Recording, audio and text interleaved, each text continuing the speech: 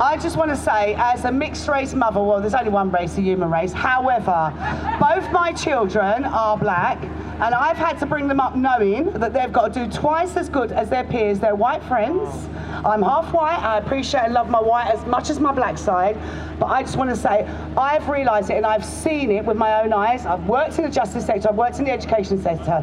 Yeah, and I've had to equip my children to deal with this farce that we're living in. So my daughter is going to do a spoken word now, and I hope you appreciate it. She's 15 years old. Woo! Yeah!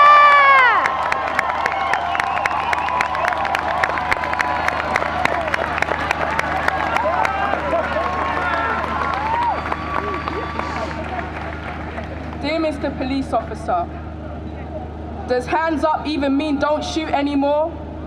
Loving me would be easier than hating. But see, that's the mistake you seem to be making.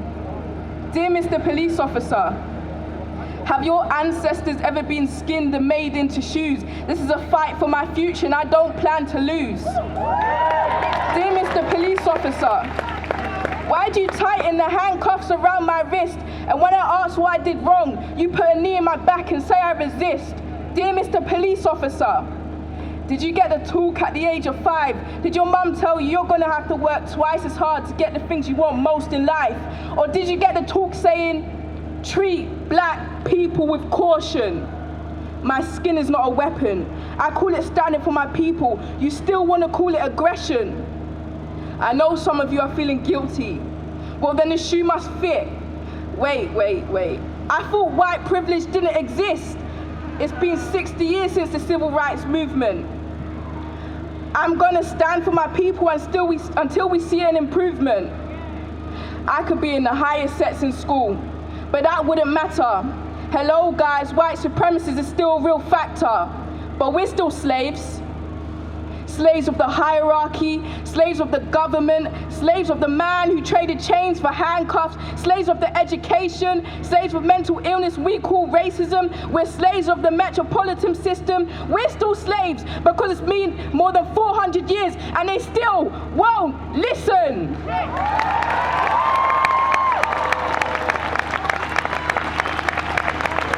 Slavery taught black people how to survive in this world, not how to live.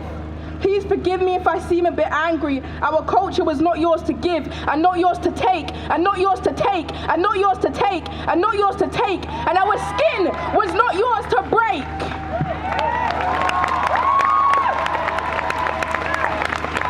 Dear Mr. Police Officer, my very existence is defiance.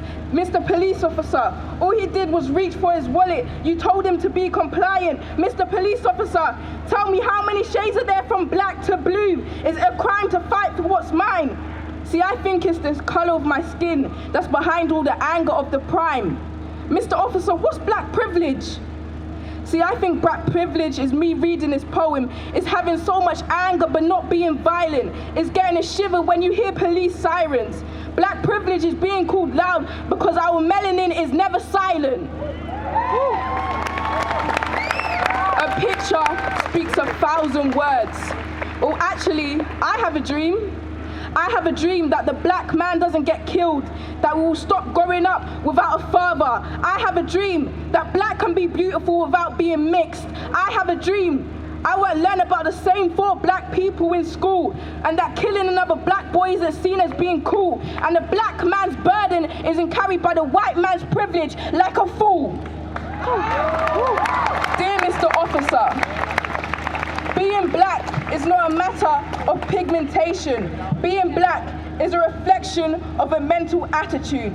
Being black is being born a suspect. Being black is not letting the society define you. Being black is having the strength to carry on. Being black is having to beg to stay in your own country. Being black is being guilty until you prove you're innocent. Being black is not a curse, for it is a blessing. Being black is having to fight to be treated like a human before having to fight for equality. Being black is an honor.